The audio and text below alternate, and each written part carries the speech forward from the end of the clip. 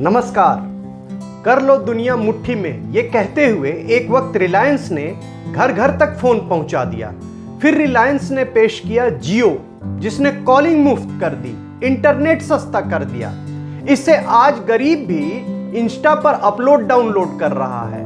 अब यही कहानी एक बार फिर इन्वेस्टिंग में दोहराई जा सकती है।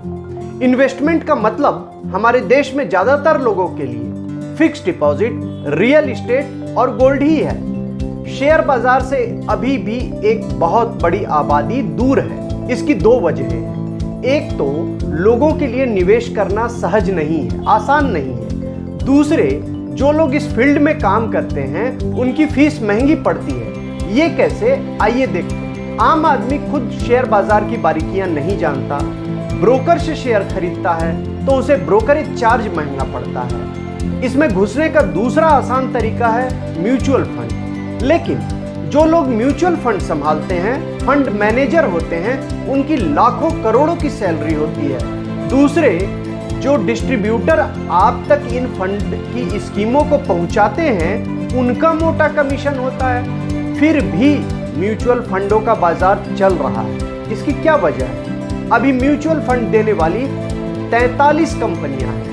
इनमें कई कंपनियों के साथ बड़े बैंकों का नाम जुड़ा है और बाजार पर उन्हीं का कब्जा है। इनमें SBI, HDFC, ICICI और कोटक महिंद्रा शामिल हैं। ज्यादातर कंपनियां इस वक्त पुराने ढर्रे पर चल रही हैं, लेकिन अब नई कंपनियां आ रही हैं। इनसे कंपटीशन बढ़ेगा तो आपको, हमको और तमाम ग्राहकों को फायदा तय है। इन कंपनियों में पहला नाम है जियो फाइनेंशियल का, जो मुकेश अंबानी की नई पेशकश है। इसके अलावा शेयरों की ट्रेडिंग कराने वाली कंपनी जेरोधा भी इस मैदान में कूदेगी। एक और बड़ा खिलाड़ी पहले ही मैदान में कूद चुका है, ये है बजाज फाइनेंस। आज इनकी बात करेंगे। मैं हूं रमेश तिवारी। पैसा ही पैसा वायरल चैनल में आपका स्वागत है। इसमें मेरी कोशिश होती है कि हर वो ताजा तरीन बात बताने की जो आपकी जेब से जुड़ी है। लोगों में म्यूचुअल फंडों का क्रेज बढ़ रहा है। अब इसके बारे में समझाने की जरूरत कम है। आज इन फंडों में 44 लाख करोड़ रुपए जमा हैं। इसकी वजह है पिछले 13 साल में सेंसेक्स ने 400% से ज्यादा का रिटर्न दिया है। लोग म्यूचुअल फंडों में ज्यादातर SIP करते हैं, यानी हर महीने एक निश्चित रकम जमा करते हैं।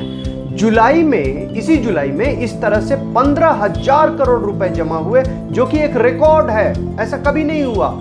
और जैसा कि आप जानते हैं, म्यूचुअल फंड में पहले लोगों से पैसा जुटा करके एक फंड बनाया जाता है, फिर उसे कंपनियों के शेयरों में लगाया जाता है। ये काम दो तरीके से होता है। एक में फंड मैनेजर पे भरोसा किया जाता है, वो जिस शेयर में चाहता है वहां पैसे लगा सकता है। बाजार में इस तरह के म्यूचुअल फंड को एक्टिव फंड कहा जाता है। क्यों? क्योंकि इसमें मैनेजर एक्टिव होता है। हाँ, वो मनमर्जी नहीं चला सकता है, उसका भी एक दायरा तय होता है। जैसे अगर मैनेजर ने लार्ज कैप फंड चलाने का फैसला किया है, यानी बड़ी कंपनियों का फंड, तो उस फंड में ज्यादातर बड़ी कंपनियों के ही शेयर रखने होंगे। म्यूचुअल फंड चलाने का एक दूसरा तरीका होता है, वो होता है जिसमें मैनेजर का खास रोल हटा दिया जाता है। फंड को ऑटोमेटिक तरीके से चलाया जाता है। इसे उन शेयरों में लगाया जाता है जिसका ढांचा पहले से तय होता है, जैसे सेंसेक्स या निफ्टी। ये देश में शेयरों के दो बड़े इंडेक्स हैं, यानी गुलदस्ते हैं। आपको बता दें कि सेंसेक्स में देश की 30 बड़ी कंपनियां हैं और निफ्टी में 50 बड़ी कंपनियां, HDFC, रिलायंस, इन्फोसिस जैसी कंपनियां। इस तरह के और भी इंडेक्स हैं। अब मान लें कि आपका फंड अगर निफ्टी में पैसा लगाना चाहता है तो पैसा सीधे उससे जुड़ी 50 कंपनियों में चला जाएगा। इसमें एक्टिव फंड मैनेजर ज्यादा कुछ नहीं कर सकता है। इसे इंडेक्स फंड कहते हैं।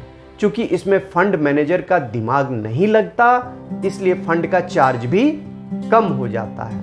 अब निवेशकों को सस्ता पड़ता है। जहां एक्टिव फंड में आपको मोटे तौर पर 2% तक का चार्ज काटा जा सकता है, वहीं एक इंडेक्स फंड में चार्ज 0.10% के करीब होता है। 0.10%। तो इसी कारण 2019 में सिर्फ 10 फंड इंडेक्स फंड थे, लेकिन 2022 में इनकी संख्या 45 हो गई। और उधर एक्टिव फंडों की संख्या देखिए कैसे कम हो रही है। 2019 में इस तरह के 60 फंडों की शुरुआत हुई थी, लेकिन 2022 में सिर्फ 40 नए फंड शुरू हुए।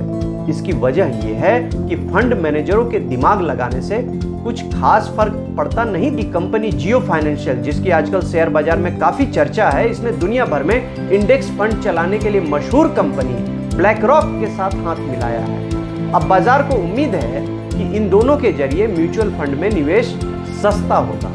इंडेक्स फंड के जरिए बाजार में घुसने पर जियो को डिस्ट्रीब्यूटरों की फौज नहीं खड़ी करनी होगी, उन्हें मोटा कमीशन नहीं देना होगा। इसकी जगह उसे टेक्नोलॉजी पर निवेश करना होगा। इसके जरिए वो निवेश आसान बनाएगी। जियो के पास पहले से ही देश के लाखों करोड़ों फोन ग्राहकों और रिलायंस रिटेल के ग्राहकों का डेटाबेस है। दूसरी तरफ देश में लाखों लोग जेरोधा कंपनी से जुड़े हुए हैं। इस कंपनी को भी निवेश को आसान बनाने के लिए जाना जाता है। अपने ऐप के जरिए इसने शेयर बाजार में निवेश को गांव-गांव तक पहुंचा दिया है। पहले शेयर बाजार में निवेश कराने के लिए ब्रोकर चांदी काटते थे। जेरोधा ने ब्रोकरेज इतना सस्ता कर दिया कि लोग हैरत में पड़ गए और इसका ऐप भी बेहद यूजर फ्रेंडली माना जाता है। शेयरों के बाद अब जेरोधा इंडेक्स फंड में हाथ आजमाएगी, ऐसे रिपोर्ट आ रही है। इससे ग्राहकों का खर्च बचेगा ही। बाजार में तीसरी बड़ी कंपनी है बजाज फाइनेंस। इसके पास भी ग्राहकों का बड़ा डेटाबेस है और वो दिखा चुकी है कि इस डेटाबेस का बिजनेस बढ़ाने में कैसे इस्तेमाल। इसे लाइक, सब्सक्राइब और शेयर करें।